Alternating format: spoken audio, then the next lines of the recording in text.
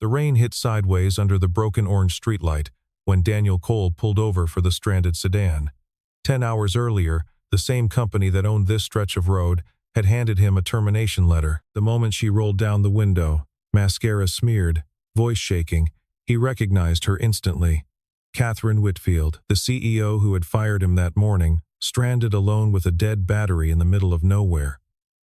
He did not hesitate. The job was the job. This was just a person who needed help. He popped his trunk, pulled out a set of jumper cables, and said nothing about the letter folded in his glove compartment. She had no idea who he was. Stick around. The moment she finally figures out who he is changes everything that comes after it. The morning had started like any other morning for 6 years running. Daniel Cole arrived at the Whitfield Industries warehouse at 6:45. Badge clipped to his belt, coffee in a scratched travel mug, boots still damp from the walk across the lot. He clocked in, checked the overnight shipment logs, and was halfway through a forklift inspection when a message came down asking him to report to the executive floor. Nobody on the floor ever got called up there for good news, and every man near him knew it, though none of them said so out loud. By 8 o'clock he was standing in front of a wide glass desk on the top floor, watching a termination letter slide across polished wood toward him. Catherine Whitfield read from a page someone else had prepared, her voice even, careful, rehearsed in the way people rehearse things they do not want to say. Her eyes lifted only twice during the entire exchange. Near the window, arms folded, stood Richard Voss, watching Daniel with the flat expression of a man observing something he had already decided to discard. Daniel picked up the letter, folded it once along its crease, and slid it into his jacket pocket without a word. He did not raise his voice. He did not ask why, because some part of him already understood that whatever reason they gave him would not be the true one. He asked only a single question. Would his benefits carry through the end of the month for his daughter's sake? Catherine's pen paused mid-air, and something crossed her face that looked, for half a second, like doubt. Then Voss cleared his throat from the window, and she wrote a short note on the folder without answering him directly. Daniel walked out through the same hallway he had walked 1,000 times before, past men he had trained himself, past the loading bay where his name still hung on a supervisor's schedule taped crookedly to a corkboard. Nobody said anything as he passed. Nobody held his gaze for more than a second. That was how it went when a company wanted a layoff to look clean, quiet, and easily forgotten by everyone left behind. He sat in his truck in the parking lot for a long while before starting the engine, staring at the warehouse sign through the windshield, thinking about how he would explain any of this to a 9-year-old who still believed her father could fix anything. He thought about the mortgage payment due in 9 days, the truck registration renewal sitting unopened on the counter at home, the quiet math that ran through his head every time money got tight since his wife passed. None of it showed on his face.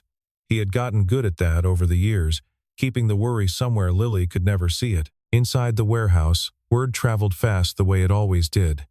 A younger loader named Marcus caught up to him near the gate before he left, asking quietly if the rumors were true. Daniel only nodded once, shook the younger man's hand, and told him to keep his head down and do good work regardless of who signed his paycheck. It was the kind of advice a man gives when he still believes it, even on the day it costs him the most. He picked up Lily from school that afternoon like he always did, right on time, lunchbox rattling against her backpack, her voice running in 20 directions at once about a science project involving baking soda, vinegar, and a plastic volcano she had painted the night before with too much red. He listened to every word of it, nodding at the right moments, laughing when she wanted him to laugh. He did not mention the cardboard box sitting behind the driver's seat, holding a stapler, a coffee mug that read "World's Okayest Dad," and a small framed photograph of her mother that had once sat on his desk. That night, after Lily had fallen asleep with a half-finished book open on her chest, Voss called Catherine at home. His voice came through easy, almost pleased with itself, telling her the warehouse restructuring had gone through without complications, that the quarterly numbers would look considerably better once the changes settled in. Catherine sat on the edge of her kitchen counter, a folder of names open in front of her, names she had signed off on without reading each file as closely as she probably should have. She told herself this was normal.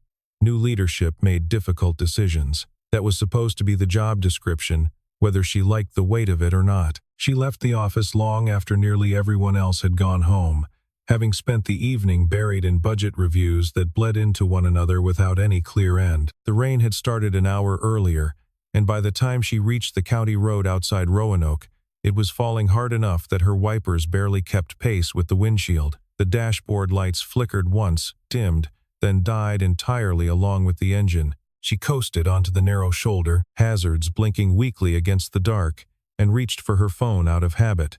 It was dead. She had forgotten to charge it since sometime around noon, buried under 3 consecutive meetings. Headlights approached slowly from behind, careful in the downpour, and Daniel Cole's truck rolled to a stop along the shoulder behind her. For a moment he sat there with the engine idling, studying the car in front of him through streaked glass. He knew that car. He knew the woman behind the wheel, because her photograph had hung in the lobby of the very building he had walked out of that same morning, printed beneath the words, "New Leadership, a New Chapter." Something tightened briefly in his chest, a flicker of old anger surfacing before he could stop it. Then he shut it down. The job was one thing, already finished, already behind him. This was a person stranded alone in the rain at midnight, and there was no version of the man he wanted to be that could simply drive past that and keep going. He stepped out into the storm, jacket pulled up over his head, and tapped 2 knuckles gently against her window. She rolled it down an inch, wary, mascara already running down her cheeks from frustration more than anything resembling fear. He held both hands up, empty, harmless, and asked if the battery had died on her. She nodded, too exhausted to argue or explain, and watched him walk back through the rain to his own truck for a set of jumper cables without ever asking his name. Under the raised hood, water running steadily down the back of his collar, Daniel worked with the calm precision of a man who had handled far more complicated repairs than a dead car battery on the side of a rural road. He traced a corroded connection near the terminal, cleaned it with the edge of his sleeve, and reattached the cables with hands that did not shake despite the cold soaking through his jacket. Catherine watched from the driver's seat, door cracked open despite the weather, curious about him in a way she could not fully explain to herself. "Where did you learn to do that?" she asked, when the engine finally caught and turned over on the second attempt, headlights flooding back to life. "Navy," he said, just that single word, offered without elaboration. He did not explain the years spent designing logistics systems for forward operating bases overseas, did not mention the 2 patents that still carried his name on federal filings somewhere in a government office. He did not mention that the steadiness in his hands came from an entire life most people never saw behind the quiet, unremarkable exterior of a warehouse supervisor. He straightened up slowly, wiped his hands on a rag pulled from behind his seat, and told her plainly that the battery would need a full overnight charge before she trusted it on any longer drive. She thanked him, still shivering under a thin coat that had done nothing against the rain, still entirely unaware that the man standing in front of her had been unemployed by her own signature roughly 10 hours earlier. For the first time all day, she felt something other than exhaustion settle over her. A stranger had stopped in the middle of a storm and asked for nothing at all in return. It was such a small thing on its surface. It felt, somehow, enormous. He offered to follow her to the nearest gas station, so she would not risk being stranded a second time before morning. She agreed gratefully, and pulled back onto the road behind his taillights, thinking quietly about how rare it was these days to meet someone who helped without calculating, even for a second, what they might get out of it later. In her experience, kindness usually came with a price tag attached somewhere, a favor owed, a name dropped later at the right moment. This felt different, and she could not decide yet whether that made her more relaxed or more suspicious of her own read on people. She checked her mirror twice on the short drive, half expecting his headlights to peel off somewhere, to disappear the way most convenient help eventually did once the inconvenience passed. They did not. He stayed exactly 2 car lengths behind her the entire way, patient, steady, never once crowding her bumper even when the road narrowed and the rain thickened again for a stretch near the bridge. Daniel drove behind her the entire way, silent behind the wheel, the folded letter still sitting in his glove compartment, the weight of whether to say anything about it growing heavier in his chest with every mile that passed beneath his tires.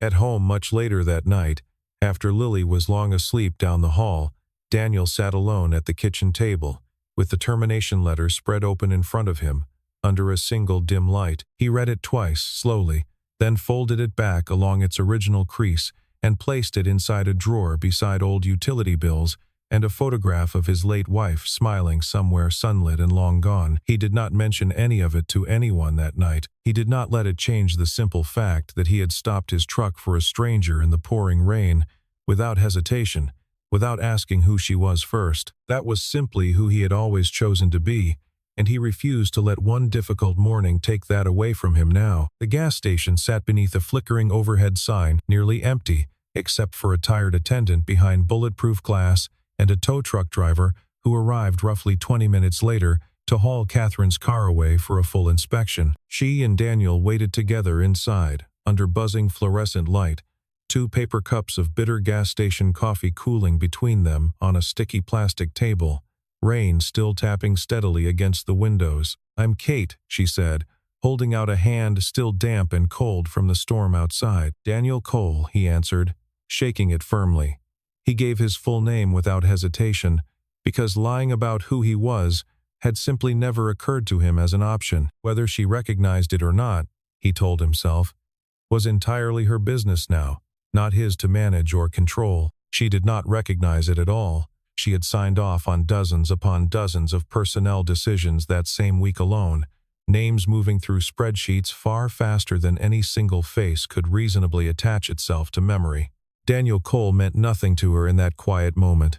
He was simply a kind stranger who had happened to pull over in a storm when almost anyone else would have kept driving. They talked while they waited, the conversation moving easier than either of them expected from 2 people who had met less than an hour earlier. She asked what he did for work, and he told her, honestly enough, that he had just recently left a warehouse position, offering no company name attached to it. It was not a lie, exactly. It simply was not the whole truth yet. Not tonight. Not like this. She talked about her father and about inheriting a company she still felt like she was only pretending to understand.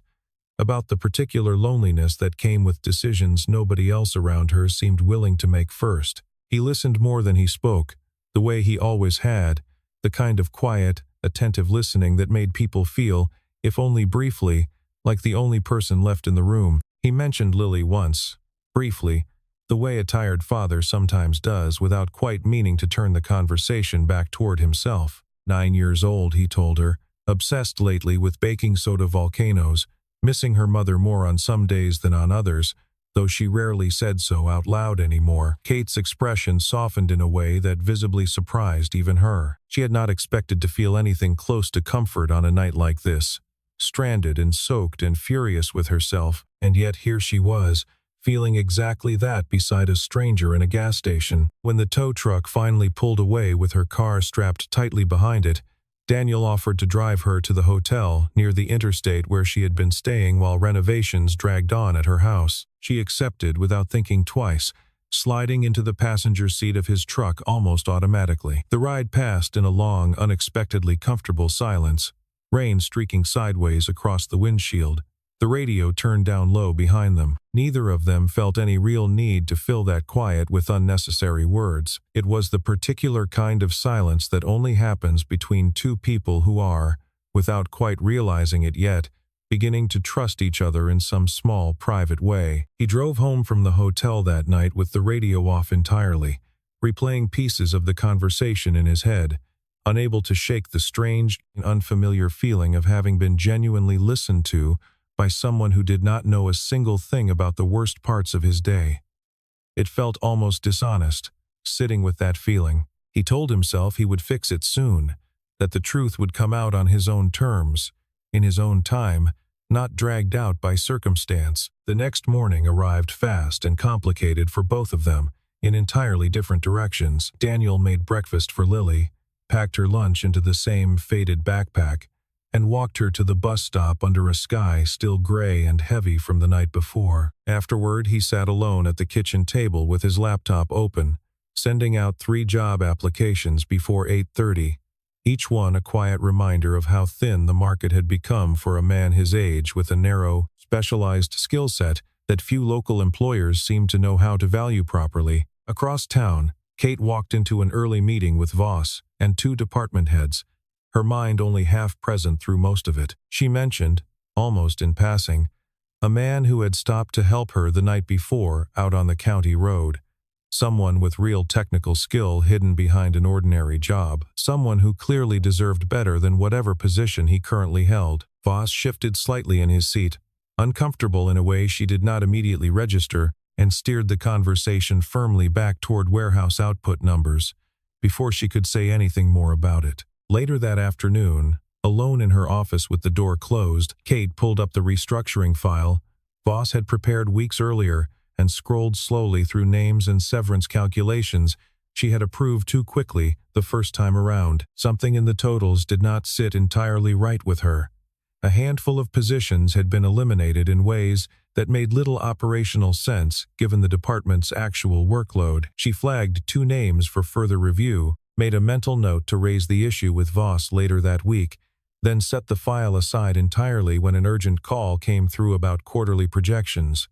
It was not enough yet to raise any real alarm inside her. It was enough to plant a small, persistent doubt that refused to fully go away. She got Daniel's number from the tow company's paperwork later that day, telling herself the small excuse was purely about thanking him properly for the night before. When she called that evening, his voice on the other end sounded surprised at first, then genuinely warm. She invited him to dinner, her treat, nothing more than a simple thank you for a stranger's kindness during a storm. He accepted, turning the phone over slowly in his hand afterward for a long moment, weighing quietly whether he ought to tell her the truth before things went any further than they already had. He decided that he would, eventually. Just not yet, and certainly not over a phone call. She deserved to hear something like that face to face when he was ready to say it properly. The restaurant sat on a quiet downtown corner. Small tables lit by candles that flickered every time the front door swung open to let someone else in from the cold. Kate arrived first, oddly nervous in a way she had not expected to feel, unsure why a simple dinner with a near stranger suddenly felt like it mattered more than it reasonably should have. Daniel arrived a few minutes later, wearing a clean shirt that still smelled faintly of rain from the night they had first met. Conversation came easier than either of them expected once they settled in. She asked about his current job situation, and he told her honestly that he had recently left a position, leaving out the specific details, watching her face closely for any flicker of recognition that simply never came. She told him instead about the pressure of stepping into her father's role too soon, about board members who quietly doubted her judgment at every turn, about a company she was genuinely terrified of running into the ground through her own inexperience. He listened, offering small, careful observations here and there, nothing that gave away how much he actually understood about the very organization she was describing to him in such personal detail. When she mentioned a warehouse efficiency problem the operations team had been struggling with for months, he offered a suggestion so precise, so clearly rooted in first-hand knowledge of the floor layout, that she paused mid-sentence and studied him for a long second. He recovered quickly, waving it off as something he had picked up watching a documentary once, and she let it go, though the moment stayed with her longer than either of them acknowledged out loud. When she reached across the table for the wine bottle to refill both of their glasses, her hand brushed briefly against his resting near the base. Both of them pulled back at almost the exact same moment, neither one saying anything about it out loud. The air between them charged suddenly, with something neither one felt ready to name just yet. Before dinner ended, she asked if he might want to get coffee again sometime. No particular occasion required this time. He said yes, and meant it completely, even as the weight of what he still had not told her pressed harder against his chest with every easy, unguarded laugh she gave him across the small table. That night, driving home alone through empty streets, Daniel passed the exit for Whitfield Industries and slowed without quite meaning to, staring up at the lit company sign above the building for a long moment before finally continuing on toward home. He knew exactly what he had to do next.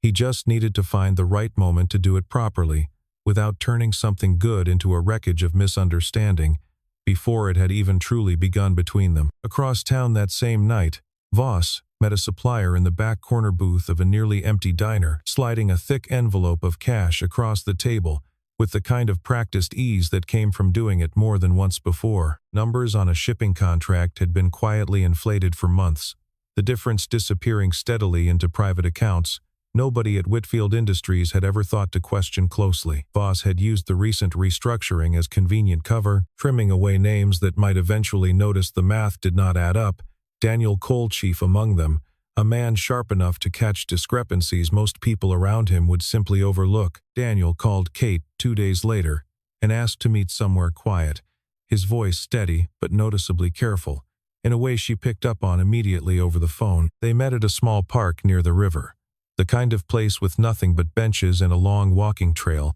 nowhere for either of them to easily hide behind polite small talk if things turned serious. He told her plainly, without softening any of it. His full name was Daniel Cole.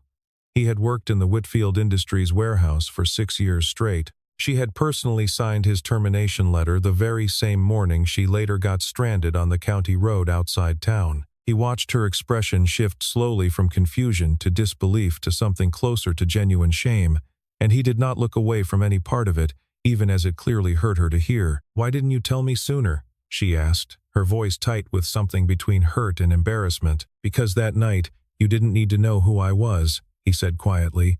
"You needed someone to stop the car. Everything that happened after that just happened the way it happened, one thing leading honestly into the next." Before she could fully respond to that, Tom Bradley approached from a nearby bench where he had been waiting patiently, a thick manila folder held tightly in one hand. He had reached out to Daniel 2 days earlier, after overhearing troubling whispers in HR about irregularities tied directly to the recent restructuring, unable to stay quiet any longer, despite the real risk it posed to his own position so close to retirement. He handed the folder over to Kate without any ceremony at all. Inside were printed internal emails, dates and timestamps lining up with uncomfortable precision. Voss had specifically flagged Daniel's name for termination weeks before the official restructuring had even been announced company-wide. Citing a private note about potential contract discrepancies Daniel had quietly questioned during a routine inventory audit months earlier. This had never really been a simple layoff.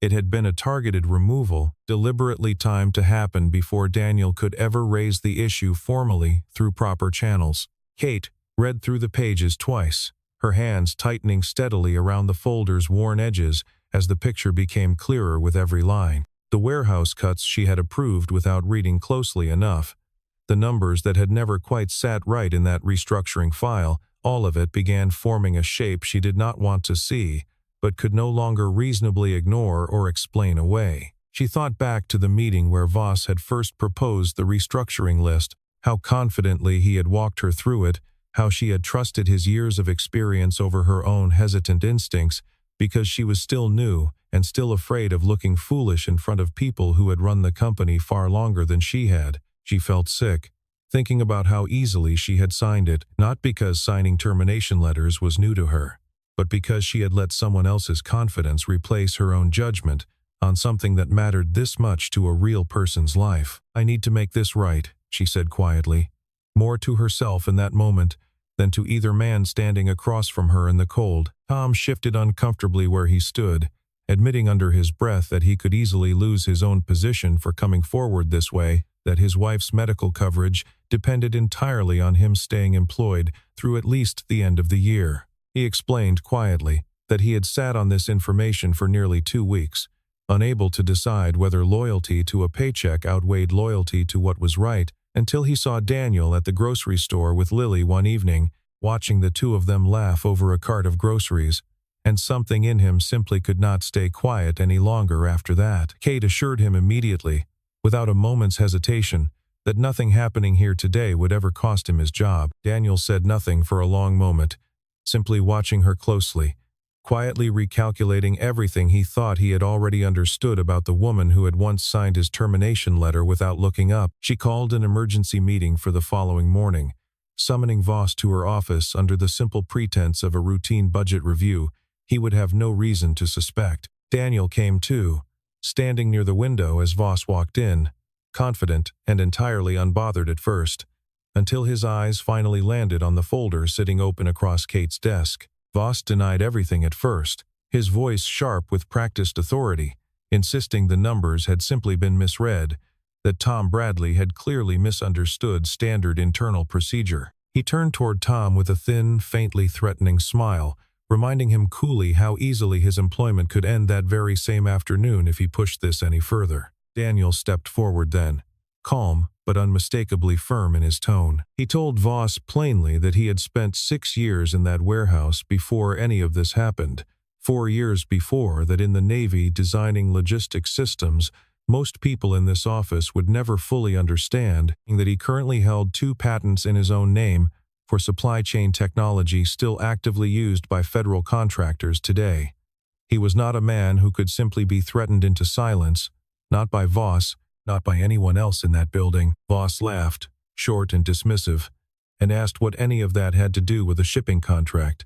Daniel answered without raising his voice. Everything, he said, because a man who spent years accounting for every bolt and every mile in a war zone tends to notice when the math on a domestic freight contract does not add up. He had noticed it during the inventory audit months earlier, flagged it through the proper channel, and watched his name appear on a termination list 2 weeks later. That was not a coincidence, and everyone standing in the room understood it the moment he said it plainly out loud. Voss's composure finally cracked under the pressure. In his effort to discredit Daniel in front of everyone, he said far too much, admitting specific details about the shipping contract inflation that no innocent explanation could ever reasonably account for, details that matched exactly what already sat documented in Tom's folder. 2 attorneys Kate had quietly asked to wait in the adjoining conference room stepped in at that exact moment, having heard more than enough through the partially open door. Kate suspended Voss on the spot, escorting him out of the building herself, while security quietly collected his access badge and personal items. The office went unusually quiet in his absence afterward, the particular kind of silence that follows something finally breaking apart after being wrong for far too long. 3 days later, Kate stood in front of the full board of directors, laying out everything they had uncovered in careful detail: the falsified contracts, the retaliatory termination, the financial discrepancies stretching back well over a year before her own arrival. Board members pressed her hard throughout, questioning pointedly how something like this had happened under her ladyship so early into her tenure as CEO. She did not make excuses for any of it. She answered every single question directly, taking full responsibility for what she had personally missed, while making absolutely clear who actually bore the deeper blame for what had happened. One older board member, a woman named Eleanor Shaw who had served on the board since before Kate was born, asked pointedly whether the company had any legal exposure from the wrongful termination itself. Kate answered honestly that it likely did, and that she intended to make it right regardless of what the lawyers eventually advised, because the right thing to do and the legally safest thing to do were not always the same decision, and she knew which one she wanted to be known for making. Eleanor studied her for a long moment, then nodded once, something like approval settling into the older woman's expression. The vote to formally remove Voss from the company passed without a single dissenting voice. The entire matter referred immediately to outside legal counsel for further investigation. When the meeting finally closed, Kate asked Daniel to stay behind a moment longer.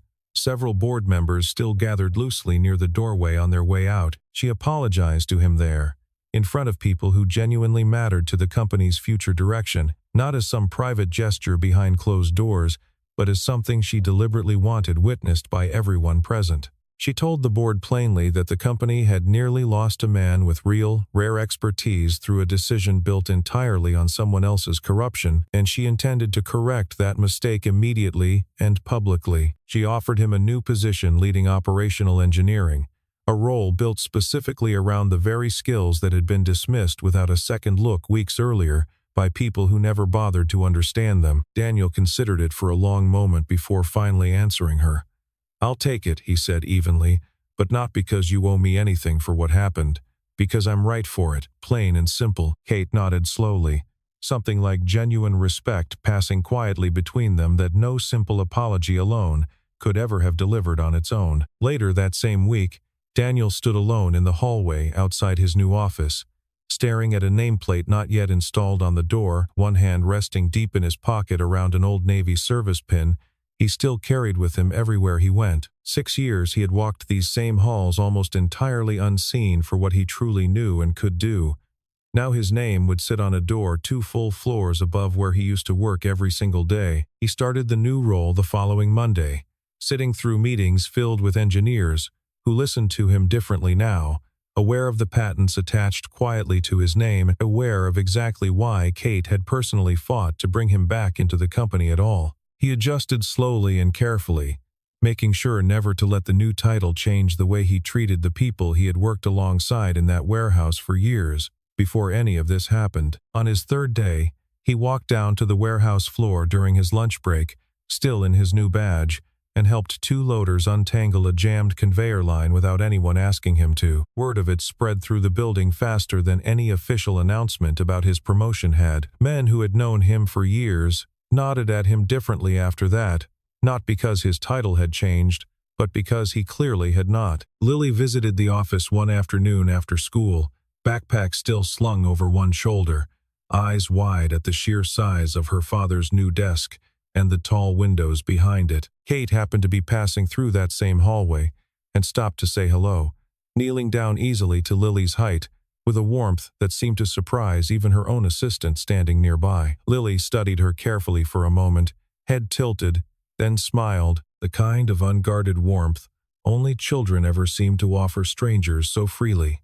Daniel watched the two of them from across the room, something quietly settling deep in his chest that he had not felt in a very long time. Lily asked, with the blunt curiosity only a 9-year-old could get away with, whether Kate was her dad's boss now. Kate considered the question seriously before answering, telling her that she supposed she was, technically, though it felt more like they were figuring things out together most days. Lily accepted this answer with a satisfied nod, then asked if Kate liked baking soda volcanoes, and Kate admitted she had never actually made one, which Lily declared to be a tragedy that needed correcting as soon as possible. Tom Bradley kept his position through the transition, his wife's medical coverage secured without interruption, quietly grateful every single time he passed Daniel in the hallway now. The warehouse ran differently in the months that followed, decisions made with noticeably more care, numbers checked twice now before anyone ever signed off on them again. Kate and Daniel found themselves in each other's company more often than either of them strictly needed for work-related reasons alone. Late meetings that ran well past 6 o'clock slowly became coffee left waiting quietly on each other's desks the following morning, small unspoken gestures that neither one ever commented on directly out loud. Something between them kept shifting steadily forward, quiet and entirely unhurried, the particular kind of thing that never needed announcing loudly to anyone in order to feel completely real. One Saturday, Kate showed up unannounced at Daniel's house with a toolbox she barely knew how to use, insisting she wanted to help him replace the fence board Lily had complained about for weeks. She ended up sitting on the back porch steps instead, watching father and daughter argue cheerfully about whether the paint should be blue or green, and found herself laughing harder than she had in months. Daniel caught her watching them, and did not look away first this time. Lily, without any prompting from either adult, asked if Kate wanted to stay for dinner, and neither Daniel nor Kate managed to answer right away, both of them a little too pleased by the question. One evening, months later, rain fell steadily against the office windows in almost the exact same way it had fallen the night they first met out on that dark county road. Kate found Daniel still sitting at his desk, reviewing plans quietly for the next fiscal quarter. Lily fast asleep on the small couch in the corner where she often waited now after school activities ran long into the evening. Kate sat down across from him, watching the rain trace slow lines down the window for a moment before finally speaking. "Do you ever regret stopping that night?" she asked softly, "knowing everything you already knew about me by then?" Daniel thought about it for a moment, though he already had his honest answer ready. "If I had to do it all again, knowing everything I know now, I'd stop for you exactly the same way, without changing a single thing," he said. Neither of them said anything else for a long, comfortable moment after that. Her hand rested lightly near his on the surface of the desk between them, and this time neither one pulled away from it. Outside the window, the rain kept falling steadily, unbothered and constant, the very same rain that had once stranded two complete strangers on a dark road who had no possible way of knowing then how much that single night would eventually change everything about both of their lives. Daniel finally rose after a while and crossed the quiet room to gently cover Lily with his jacket, where she slept curled against the armrest, her breathing slow and even in the dim light. Kate watched him from across the office, a quiet smile settling naturally over her face. something she made absolutely no effort at all to hide from him this time. Neither of them had been looking.